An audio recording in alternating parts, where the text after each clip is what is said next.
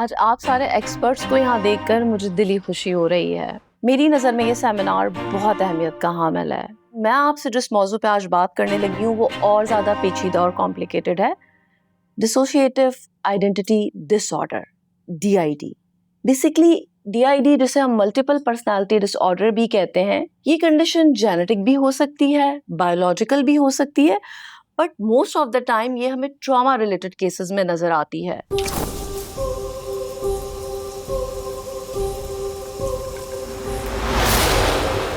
Basically ये human body का एक ट्रॉमा रिस्पॉन्स है कि किस तरीके से अपनी ही तसव्वुराती तख्लीक के ज़रिए इंसान अपने आप को तकलीफ से बचाता है या उससे दूर करता है।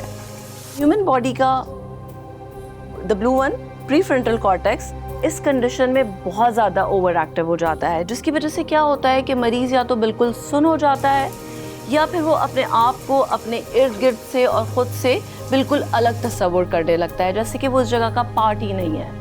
आप दिन में बहुत सारे लोगों से मिलते होंगे जो बज़ाहिर आपको बिल्कुल नॉर्मल लगते हैं, बट उनके ऊपर उस दिन में कितनी ही बार अपनी शख्सियत का कोई और पहलू हावी होता होगा और इस बारे में वो कुछ कर ही नहीं सकते क्योंकि उनको अंदाज़ा ही नहीं होता, उन्हें याद ही नहीं रहता।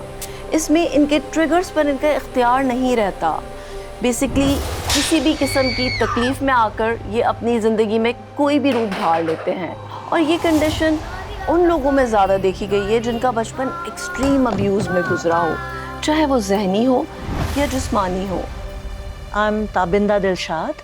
मेरे करियर में भी मेरा सामना कुछ ऐसे पेशेंट से हुआ है जो इस डिसऑर्डर से गुजर रहे थे, एंड या तो उन्हें रियलाइजेशन ही नहीं है कि कोई मसला है या फिर वो मानने को तैयार नहीं है। अफसोस की बात तो ये है, एज प्रैक्टिसिंग थेरेपिस्ट हम लोग दवाइयाँ तो लिख के दे देते हैं, बट मुझे लगता है, आई पर्सनली फील कि इस डिसऑर्डर का इलाज किसी भी दवा में नहीं है। तो फिर ऐसी सूरत में हमें क्या करना चाहिए?